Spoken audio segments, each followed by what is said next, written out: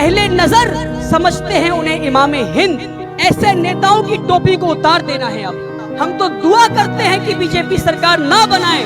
अब वो वक्त चला गया कि आप बैक स्टेज रहकर काम करें और जो लोग दलाली करते हैं वो स्टेज पर आकर के अपना नमक रोटी बना ले, अपनी घी शक्कर बना ले। कि समाजवादी पार्टी हमें बचा लेगी, मगर जब बीजेपी सरकार आई समाजवादी पार्टी नहीं बचा सकी। नेता का नाम बताइए जिसने ट्रिपल तलाक पर हमारी हक की आवाज पार्लियामेंट में उठाई।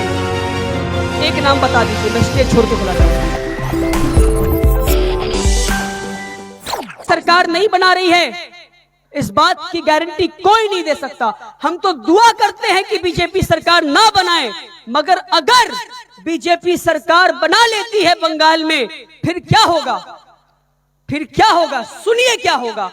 अब जब बीजेपी अब तक सरकार नहीं बनाई है तो आधे लोग मौजूदा पार्टी से बीजेपी में जा चुके हैं। जब सरकार बना लेगी तो पूरे उठकर बीजेपी में चले जाएंगे, फिर कोई नहीं आएगा बचाने आपको। आज किसके दम पर हम खुश हैं? किसके दम पर हम राज कर रहे हैं, हम ऐश कर रहे हैं? हम तो सोचते हैं जो मौजूदा पार्टी रूल कर रही है, जो मौजूदा सरकार है वो हमें बचाएगी। तो सुन लीजिए, उत्तर प्रदेश के लोग भी ऐसा ही सोचे थे कि समाजवादी पार्टी हमें बचा लेगी, मगर जब बीजेपी सरकार आई तो समाजवादी पार्टी नहीं बचा सकी। मध्य प्रदेश के लोग भी ऐसा ही सोचे थे कि कांग्रेस हमें बचा लेगी, जब बीजेपी सरकार आई तो कांग्रेस नहीं बचा सकी। तो हमें इन राज्यों से सबक सीखना है।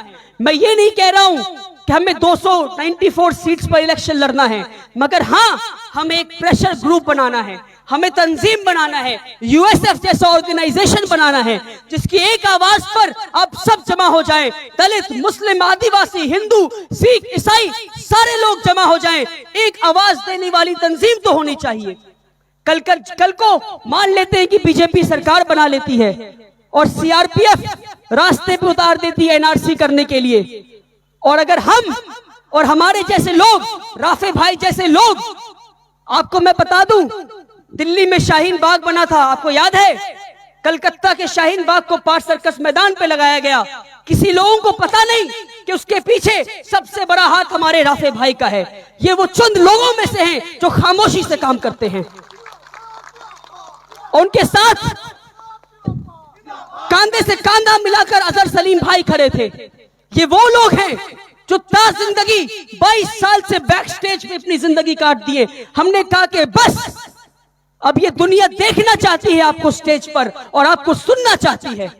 अब वो वक्त चला गया कि आप बैक स्टेज रहकर काम करें और जो लोग दलाली करते हैं वो स्टेज पर आकर के अपना नमक रोटी बना ले, अपनी घी शक्कर बना ले। वो वक्त खत्म हो गया है। तो आपको समझना है। आप सक्चर कमेटी रिपोर्ट उठा के देखिए। आपने सुना है सक्चर कमेटी रिपोर्ट 10 साल पुराना रिपोर्ट है ये। इस रिपोर्ट ने ये बताया है कि इस मुल्क में मुसलमानों का हाल दलितों से भी बदतर है, और उस रिपोर्ट ने उसके बाद सॉल्यूशंस तक दिए कि मुसलमानों के हाल को अच्छा करने के लिए ये काम करने हैं आपको। 1 नंबर काम ये, 2 नंबर काम ये, 3 नंबर काम ये। मगर 10-15 साल हो गए सक्चर कमेटी रिपोर्ट को, मगर आज तक उस पर अमल नहीं किया गया।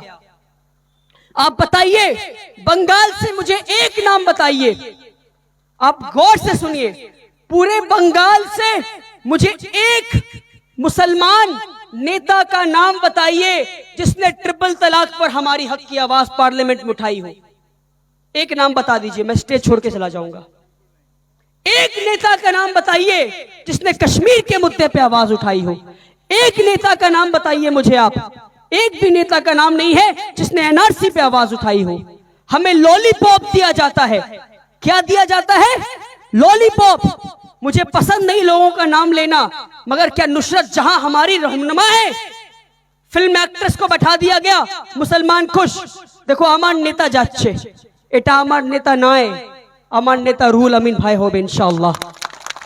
यूएसएफ जिंदाबाद, वाली रहमानी भाई साहब जिंदाबाद, भाईजान जिंदाबाद, यूएसएफ जिंदाबाद। अब आप देखिए, हमें बेवकूफ बनाना इन लोगों को बंद करना होगा। हमें बेवकूफ बनाना बंद करना होगा। अब मैं एक दिन अब जो लोग हमारे इफ्तार पार्टी में टोपी पहनकर आते हैं और जो मुसलमान नेता हिंदुओं भाइयों को झूठ दिखाते हैं उनके दुर्गा पूजा में जाकर, हमें ऐसा नेता नहीं चाहिए। हमें ऐसा नेता चाहिए जो हिंदू बनकर मुसलमानों का फायदा करे और मुसलमान बनकर हिंदू भाइयों का फायदा करे। हमें ऐसे नेताओं की टोपी को उतार देना है। अब उतारेंगे इंशाअल्लाह।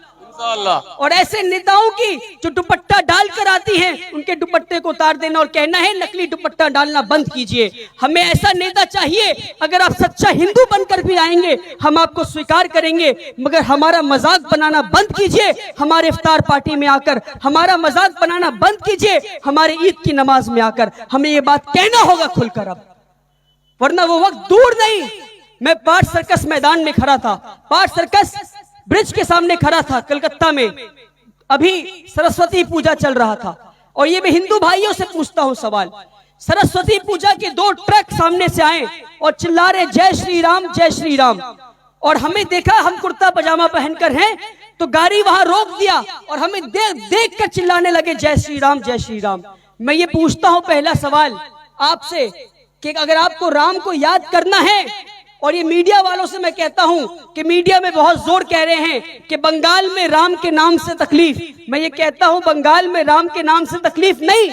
अल्लामा इकबाल ने शेर लिखा कि अहले नजर समझते हैं उन्हें इमाम हिंद। अल्लामा इकबाल इस सदी के सबसे बड़े शायर हैं। वो राम के बारे में लिखते हैं कि अहले नजर समझते हैं उन्हें इमाम हिंद। तो ये है हमारे लिए, हमारे दिल में राम के लिए इज्जत। मगर सवाल ये है कि राम का नाम अगर राम को पूजने के लिए लिया जा रहा है तो मैं भी कहूंगा जिंदाबाद, मगर अगर राम का नाम किसी को डराने के लिए लिया जा रहा है तो मुझे कहना होगा कि इसे बंद करना होगा, इसे बंद करना होगा। और इस बात को आप समझे, ये डिफरेंस है कि अगर अल्लाहू अकबर कोई अल्लाह को याद करने के लिए कहता है तो अच्छी बात, मगर अल्लाहू अकबर कोई किसी को डराने के लिए कहता है तो हम उसे कहेंगे कि आप बैठ जाइए, आप जैसे लोगों की इस कौम को जरूरत नहीं। इस फर्क को समझना है हमें। और आज यूएसएफ का गठन किया गया है, उम्मीद करते हैं, और बहुत दुख की बात है कि इतने कम लोग आए हैं। आज वक्त आ गया है कि हमें बंगाल की पॉलिटिक्स को चेंज करना है, ना सिर्फ बंगाल बल्कि पूरे देश की पॉलिटिक्स को चेंज करना है। इतने कम लोगों से काम नहीं होगा। उम्मीद करते हैं कि हमारी अगली आवाज में जहां तक हमारी निगाहें जाएंगी वहां तक लोगों का समुंदर लग जाएगा इंशाअल्लाह। बहुत बहुत शुक्रिया। उम्मीद करते हैं कि आप यूएसएफ के इस प्रोग्राम के साथ जुड़ेंगे और हमारी तरक्की के लिए, इस देश की तरक्की के लिए दुआ करेंगे। बहुत बहुत शुक्रिया।